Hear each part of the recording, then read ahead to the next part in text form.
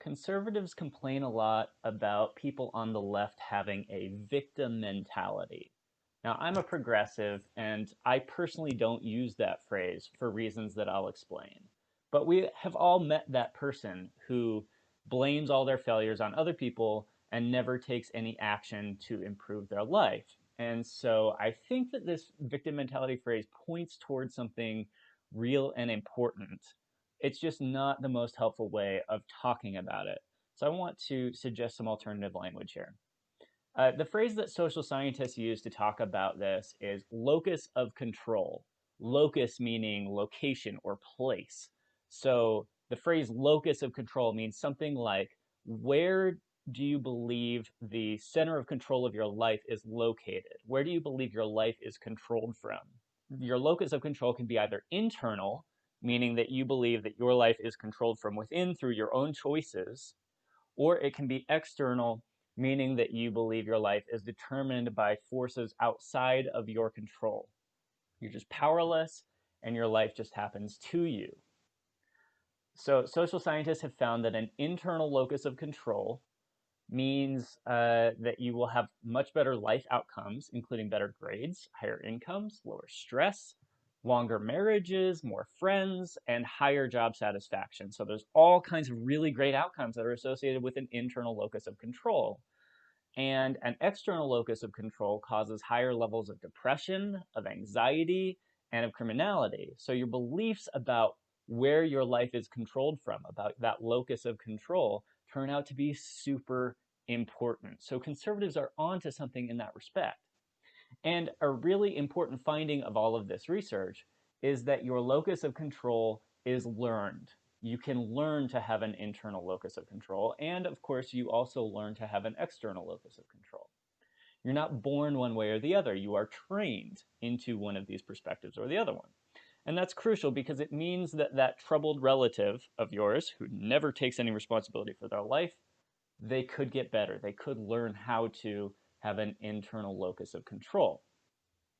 For instance, there was a study in 1998 that took a bunch of fifth graders and they had them do some puzzle problems.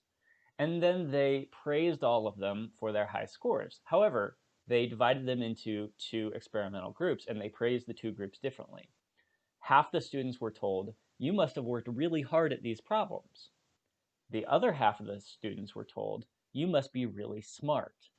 So their successful outcomes on these problems are being explained in two different ways. One in terms of effort, which is within your control. One in terms of intelligence, which is outside of your control. So there's an internal locus of control group and an external locus of control group. And then the students were given a second round of puzzles. And the students who had been complimented on their hard work worked longer on the second set, they scored better, and they reported having more fun. Whereas the students who had been complimented on their smarts did worse on the puzzles and didn't push themselves in the second round. So with just one little compliment, that one little change in how you compliment kids, a parent or teacher can dramatically change that kid's motivation level. Which, holy cow. I mean, we need to be teaching every kid internal locus of control. We need to be teaching every parent and every teacher how to give better compliments to their kids. This is a really, really big deal. And it's not just kids, it works with adults too. The author Charles Duhigg wrote this great book called Smarter, Faster, Better. And he tells this story about the Marine Corps. In 1985, a guy named Charles Krulak became the commandant of the Marine Corps. And he says that he immediately noticed a problem with the recruits that the Marine Corps was getting. A lot of them, he says, a lot of these kids didn't just need discipline, they needed a mental makeover. They'd never belonged to a sports team, they'd never had a real job, they'd never done anything. They didn't even have the vocabulary for ambition. They just followed instructions their whole life. And according to Krulak, that wasn't the kind of person the Corps needs. Marines are the first ones on site when there's something going on, so they have to make decisions under pressure. They need to be extreme self-starters. So he started consulting with psychologists about how to teach recruits to be more self-motivated.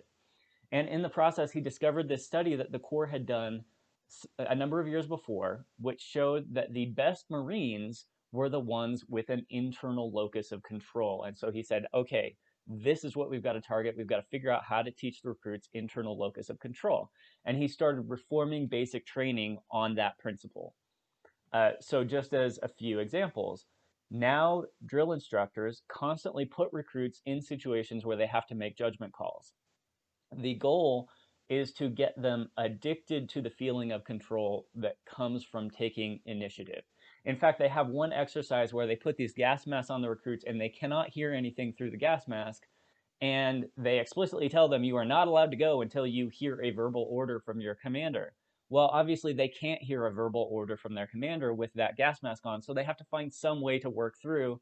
And ultimately, the purpose of the exercise is to teach them that you can't always wait for an order. Sometimes you have to take a little bit of initiative and you have to think a little bit outside the box. Also, drill instructors now are only allowed to compliment things that are surprising. So they never tell a recruit, you are a natural born leader. They compliment the shy person for stepping up and leading even though it's hard. When the platoon goes for a run, they're not going to praise the former track star who got the best time.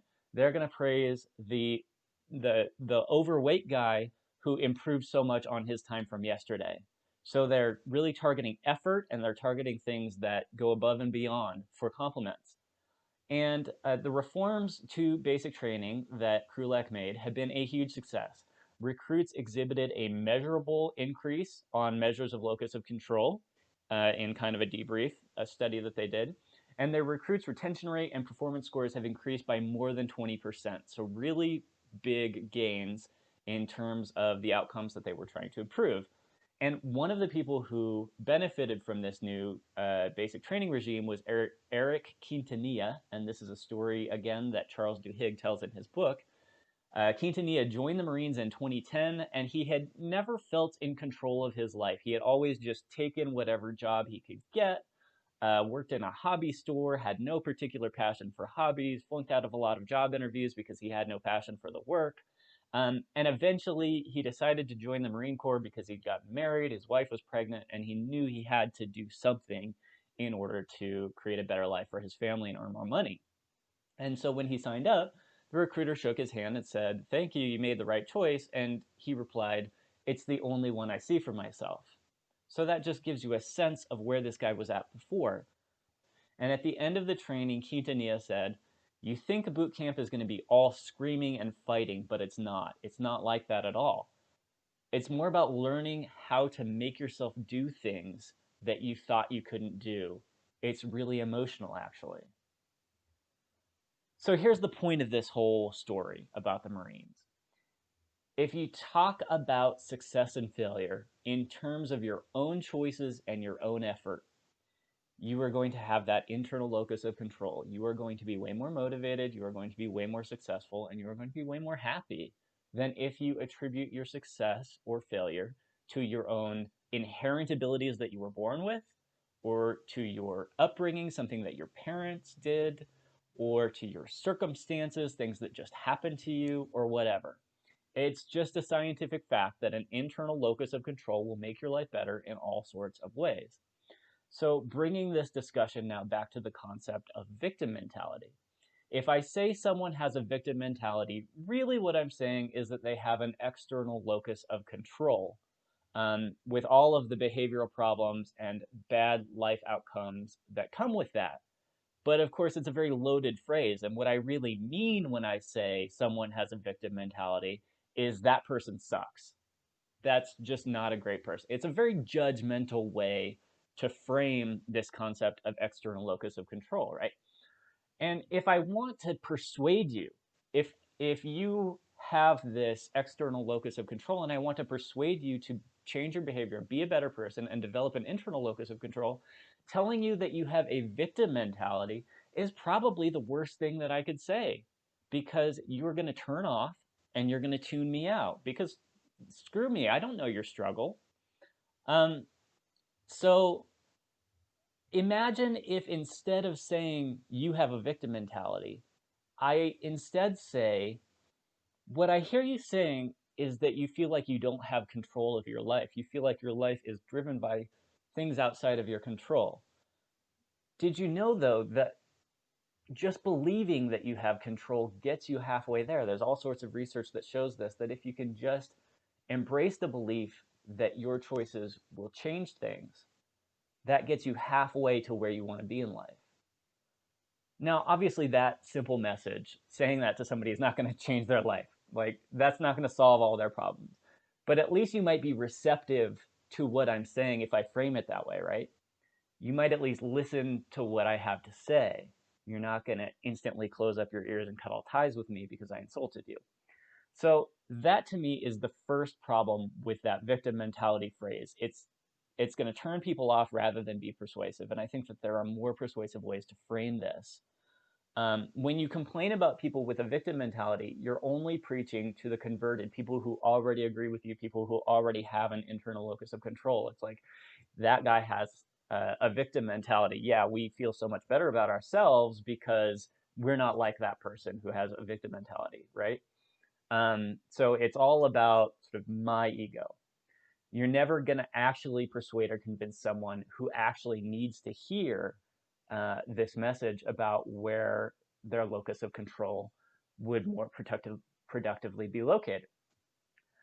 The second problem with this victim mentality phrase is that there's a good chance that if someone has a victim mentality, they probably were actually victimized at some point. And if they had been victimized, then by accusing them of having a victim mentality, you are blaming the victim. You are being borderline cruel and gaslighting, right? So we've already talked about one way that people learn an external locus of control, which is that their parents or their teachers compliment them in the wrong way or explain their failures in the wrong way, right? If I tell you you're smart because you succeeded, therefore you must be smart, I am giving you an external locus of control. And likewise, if I tell you that you failed in school because you're too dumb, I am framing things in terms of an external locus of control, and you are going to stop trying at school because you're just going to be like, school's just not for me. I'm just not smart enough for school.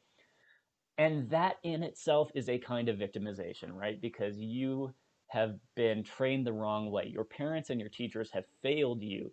At minimum, you are a victim of bad training. But there's another way also that people learn to have an external locus of control, and this one is way more insidious. They go through a serious trauma that genuinely isn't their fault and that they genuinely have no control over, and all of their efforts to control it fail. And therefore, after a bunch of failures like that, they just conclude that this is the way the world is and they give up. Social scientists call this learned helplessness. And the concept stems from a classic experiment in 1965 by a guy named Martin Seligman. And in the first phase of this experiment, Seligman had dogs and he shocked them repeatedly with electricity, and nothing that they could do would change the shock. They'd get the shock regardless of what they did. And in the second phase, he put the dogs into a crate that had a low wall down the middle, and the floor on one side of the crate was electrified and the floor on the other was not. And he expected the dogs to, when they got shocked, to jump over the low wall, and then they would not get shocked on the other side, right? The shock should have driven them to take some kind of action in order to stop being shocked. But what he found was that instead of jumping over the low wall, the dogs just laid down and took it. Because they had learned in that first phase of the experiment that there was nothing that they could do to stop the shock. And so in the second phase, they had given up and they didn't even try. They had learned that they were helpless. And I mean, this is already a cruel experiment, right? I mean, this is classic 1960s science, shocking dogs repeatedly. But it would have been even more cruel if, when the dogs lay down, Seligman had kicked them and said, "Why do you have such a victim mentality, dog? You need to take responsibility for your life," right?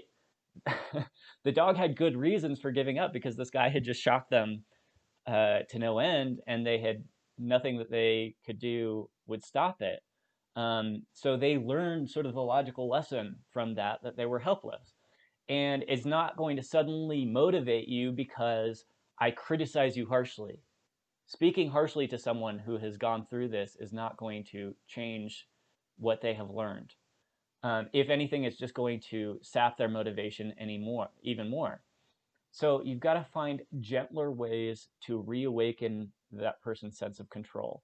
We humans are not dogs, but we are not wired so differently from dogs. And if it's cruel to kick a dog when a dog has learned that it is helpless and given up on life, it's even more cruel to kick a person when they have learned that same lesson through trauma, right? Um, and this really is the paradox of locus of control. It is 100% useful to have an internal locus of control because it means that you respond in an empowered way and you take control of your life. But it is not 100% realistic because sometimes things really are outside of your control. And there are some things that you can't control, and sometimes you are helpless, and sometimes you do go through trauma, right? Sometimes you are a victim. Um, and so I think that there's like a happy medium here where you recognize that yes, some things are outside of your control, but still you know that you need to believe and act and talk as if they are within your control. And you apply sort of the internal locus of control lens. You look at your own life through internal locus of control glasses. You judge your own life as an outcome of your own choices. But when you're judging other people's lives, you show a little bit more compassion for the role that circumstances play. You still talk to them about the power of making choices and changing their life, but you have just a little bit of empathy for the circumstances that brought them to where they are, and maybe the bad training that they've gotten that leads them to have the mentality that they have. So, what might a compassionate approach to locus of control look like? Well, what if instead of imprisoning every criminal, we tried putting some of them in a rehabilitation program designed to increase their sense of control over their lives? What if we applied some of these same principles that the Marines are using in boot camp and that teachers and parents are using at home and in the school with their children, and we put the prisoners through the same kind of training, and we taught them how to take control, how to achieve a sense of control over their lives? What if instead of looking down on poor people as people who just have no motivation and are just failures at life, what if we gave them the same kind of coaching that rich people pay lots of money for? These CEOs all over the nation are paying for business coaches and they're paying for life coaches, and they're getting constant reinforcement both from peers and from these professionals to teach them these principles, to teach them this mentality of an internal locus of control. What if we offered that to people who were not as successful in life in order to lift them up and give them the same kind of support and the same kind of reinforcement? What if we trained parents and teachers all over the country to compliment children on their effort instead of their smarts? What if we had training programs for parents to instruct them on how to talk to their children in order to cultivate an internal locus of control? You would lose that sense of superiority that comes from judging people and saying, look at those people with the victim mentality. You would lose that. But maybe you'd also change the world. What if changing the world is within our control?